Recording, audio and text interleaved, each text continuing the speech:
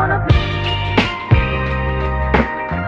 Give it up's gonna be alright. Hi there and welcome to This Week in Trans Stupid, the weekly series which I'm running where I cover some of the more ridiculous stories that have popped up in the news. I am going to be expanding the trans umbrella a little bit though, because I'm going to include a few more of the LGBT, queer news in there as well, because I believe that stupidity is intersectional. So the first story I want to talk about today involves a Canadian feminist who some of you might remember was banned back in November 2018 for supposedly being mean to trans people. Gender critical writer Megan Murphy got in trouble with Twitter after saying trans women are men. She refused to delete the tweet but was then ultimately banned after referring to a certain trans activist by using a male name. Now, it turns out, Murphy is going to be taking Twitter to court over the matter. According to the Wall Street Journal, Megan Murphy, a gender politics blogger, alleges that Twitter violated unfair competition law when it changed its hateful conduct policy late last year. Under Twitter's new policy, users can be banned for calling a transgender individual by their pre-transition names or referring to them with the wrong pronouns. The suit alleges that change conflicts with Twitter's previous commitments to free speech. In the offending tweet, Miss Murphy wrote that transgender women are the same as men, as part of her argument that gender is defined at birth. Those views are viewed by some LGBT activists as inciting hate speech against trans people. According to Murphy's lawyer, Twitter claims its policies do not take into account political views, but they actually do practice viewpoint discrimination. Twitter, however, says that Miss Murphy's claims are meritless and will defend itself against the suit. Now, this isn't the first time in recent months that Twitter has come under fire for censorship. In fact, a recent article by Quillette has found that conservative commentators are more likely to be banned on the platform than their liberal counterparts. Freedom of speech is becoming a big issue online. Whilst I've heard activists saying that if you don't like being on the platforms such as Twitter or Facebook, go make your own platform and move on. Well, we have the likes of Gab, who faced some problems last year after activists were able to shut down their servers. So it's becoming increasingly difficult to show your views online. Now, regardless of whether I agree with what Murphy was saying or not, the argument for free speech is the one which really matters here. But who is it who ultimately got Murphy banned? Well, it turns out it's someone I can't necessarily talk about too much, unfortunately. Let's just call them JY. Now, I am planning on doing a video on this particular individual, hopefully in the next couple of weeks. Why am I doing a video on them? Let's just say tampon fetish. Also, I think that they are quite dangerous. The part of the problem with this is that Murphy seemed to be unaware that she was even using JY's wrong name, wrong pronouns, because JY has helpfully used different names on their own different websites.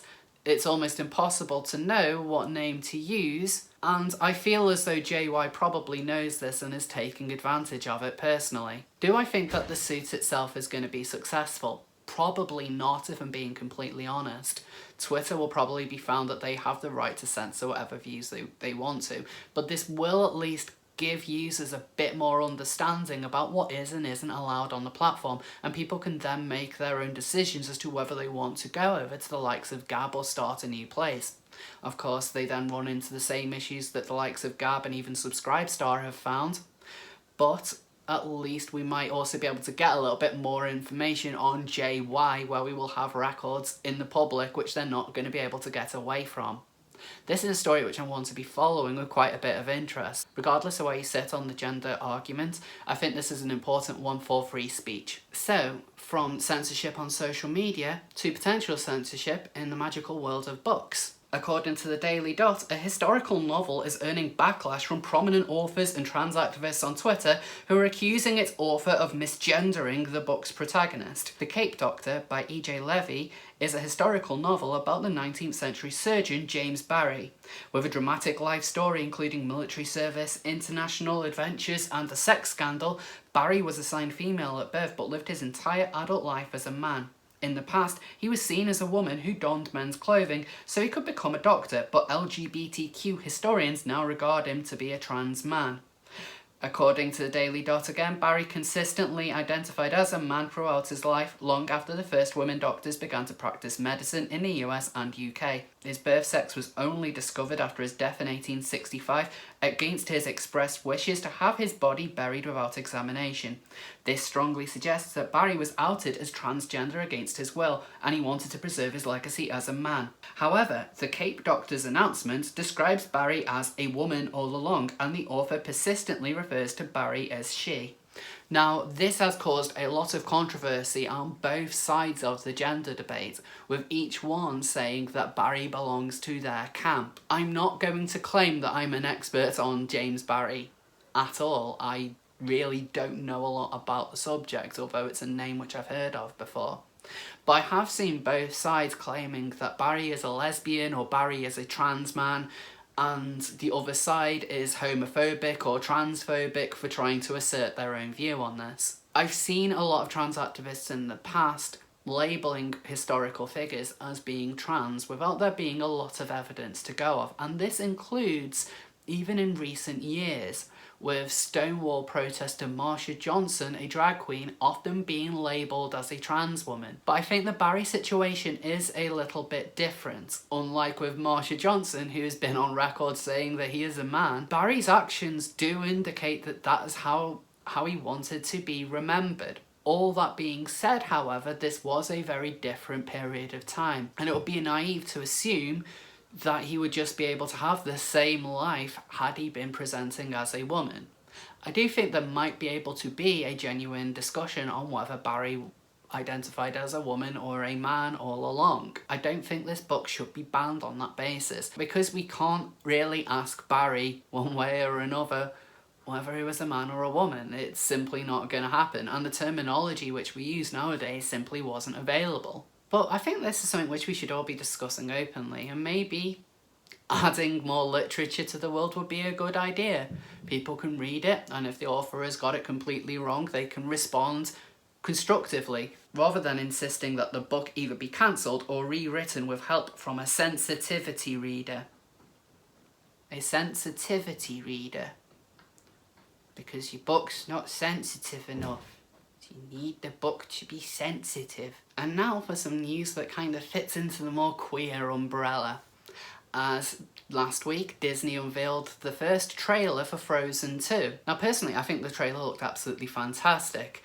I'm a Disney fangirl through and through, as you can probably tell. I am not just using this as an excuse to talk about Disney on my channel, however, as it turns out that there's a lot of queer activists out there who have convinced themselves that Elsa has to be a lesbian. According to Pink News, Disney fueled the long-held opinion of queer Frozen enthusiasts that the Ice Queen should be written as a lesbian with the release of the new trailer. In a 2-minute video, Elsa is seen attempting to use her powers to create an icy pathway across the sea, and also blasts a pink and purple cloud in a scene which seems to be using bisexual lightning. Bisexual lightning. Okay. Some are saying that an unidentified red-headed character in the trailer is Elsa's girlfriend, and many Frozen fans have apparently tweeted that Elsa's clothing choices in the trailer prove her queer sexuality. A lot of people have reacted quite strangely to this trailer. Now, I was aware after when Frozen first came out back in 2013, there was a bit of a strange push from the queer community to make Disney turn Elsa into a lesbian, just to fulfill their diversity quotas or whatnot. Comments include, they definitely gave Elsa a GF in Frozen 2, only a lesbian would go through so much with her partner. Another person said, I'm sorry Disney, but you all cannot put Elsa in that outfit and then not make her a lesbian. All I'm saying is, if Elsa doesn't get a girlfriend in Frozen 2, then all my lesbian bitches will ride at dawn. If Elsa doesn't reveal her true lesbian form in Frozen 2, then what's the point? If Elsa ain't a lesbian, then I don't know what I'm gonna do. These people are setting themselves up for an absolutely massive fall. I highly doubt that Disney is going to turn Elsa into a lesbian. In fact, from looking at the trailer, I'd be quite surprised if romance even played a big part in the plot in the first place. But queer activists do seem to have a habit of hyping themselves up over whether a character could be gay or LGBTQIA+++, only to then let themselves down when the companies involved inevitably don't bow to their pressure. And as a result, they get incredibly whiny and throw hissy fits online, demanding that companies apologise for not bending the knee. And this is exactly what's going to happen with Frozen 2 come November. One of the reasons why I'm commenting it is just so I can say I told you so in a couple of months' time. People are letting themselves up for a big fall. There's no reason why Disney should be making Elsa gay. I have no problem with Elsa being gay if the plot calls for it, but I somehow doubt that's going to be the case. Regardless, I'm interested in seeing Frozen 2 in November. I'm sure a lot of these people won't go to the cinema to see it one way or another, and even if they do make Elsa gay, they're going to find something else to cry about. Elsa's not disabled, her partner isn't POC, why aren't any of them trans? Why is there no hammers and sickles on them? There's going to be a reason for them to complain one way or another. I just hope Disney hasn't bent the knee. So, staying in the realm of entertainment news, it shouldn't be of any surprise to anyone to see that queer activists have got angry about video games yet again for not being properly representative. And this time it involves a game called Catherine Full Body. Now, the original Catherine was released for PlayStation 3 and Xbox 360 a couple of years ago.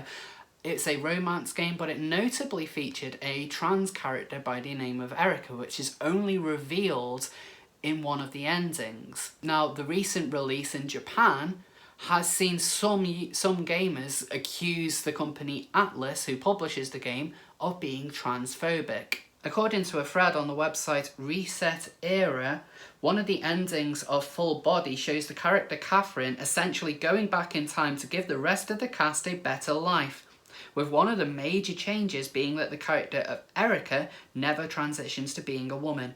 To many, this is yet another transphobic trope that implies that never transitioning leads to a happier life. This has caused quite a lot of outrage online, with a lot of users demanding that this content be changed for its eventual rest and release in September. On the face of it, this actually kind of sounds like there might be a bit of an issue there. Whilst Japan doesn't have the same level of understanding of LGBT issues that the West does, to insist that not transitioning and just living his life as a gay man would automatically make a trans person happier, I can see why that in itself might cause some issues. But is that really what the scene is going to be saying? Do we think this is a little bit of fake news? Let's read on, shall we?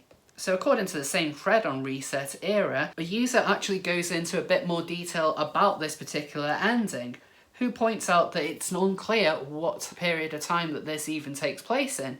So this could be before Erica even decides to transition, and on top of that, Erica does not come out as a gay man. But despite the clarification, the game has still caused a lot of outrage, with some websites even banning discussion on Catherine as a whole in case it offends trans people. Once again, there seems to be a case of people wanting to believe the most negative story they can rather than waiting to see what the full context of this is. I think people are jumping on the hate bandwagon a bit too early on this. The game itself is still undergoing localization and it's not going to be out until September. So that's when we would probably get a better understanding of what the full story in the game is. But in the meantime, don't throw a hissy fit over it. If you've not played it and you don't know what the full context is, hold your horses. Let's wait until September rather than throwing a fit now, shall we? Now finally, I want to discuss a recent development regarding an individual named Jamie Shoup. The name itself probably doesn't mean anything for most people, and indeed it didn't really mean anything for me until this week. But Jamie Shoup was originally a trans woman until around 2016, where he became the first legally recognised non-binary person in America. So why am I using he? Aren't I being transphobic and ignoring his preferred pronouns? Well, it's because his preferred pronouns is he, as it turns out that Jamie Shoup is actually just a guy all along. According to his own website, Shoup says, "I believe that gender identity is a fraud perpetrated by psychiatry, the likes of something the United States and other nations hasn't experienced since the lobotomy era. As a result, I have returned to my male birth sex. In the days ahead, I will be taking further steps to restore my birth sex to male more formally. In my 30 plus years of marriage, I am the husband to my daughter, I am her father. I no longer identify as transgender or non-binary, and I renounce all ties to transgenderism. I will not be a party to advancing harmful gender ideologies that are ruining lives, causing deaths and contributing contributing to the sterilisation and mutilation of gender-confused children. My history-making and landmark sex change to non-binary was a fraud based on the pseudoscience of gender identity. I am and always have been male. There should be no social or legal penalty for others to state that. In addition to supporting the president's ban on gender dysphoria in the military, I also support President Trump's policy on recognising and enforcing that there are only two biological sexes, male and female. So Sheep actually got a lot of media coverage when he became the first legally recognised non-binary person, but now after detransitioning, the same outlets haven't really touched on this story. So detransitioners are quite controversial within the trans community, and if I'm being honest, I would say for good reason. We see more often than not that because transitioning didn't work for them, that they may not have gender dysphoria, that therefore such a diagnosis must be a lie, and that transitioning shouldn't be for anyone at all. It's a very absolutist way of looking at the world, and it's one which I find quite frustrating. I'm sure that there are a lot of detransitioners out there who are going to be more reasonable, who will understand that actually transitioning wasn't for them. It never was going to be, and just because it wasn't for them, that doesn't mean it shouldn't be for anyone else. Unfortunately, Sheep doesn't seem to be one of those people, and I'm sure is now going to be a big advocate for shutting down any kind of discussion on gender dysphoria at all, because he doesn't have it.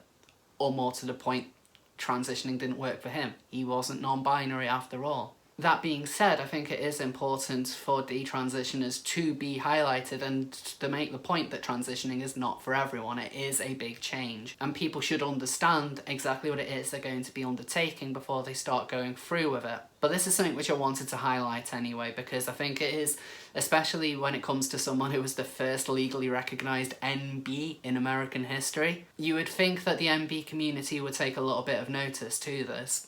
Strange that they haven't. So what are your thoughts on the stories I've covered today? Is there anything you think I've missed out?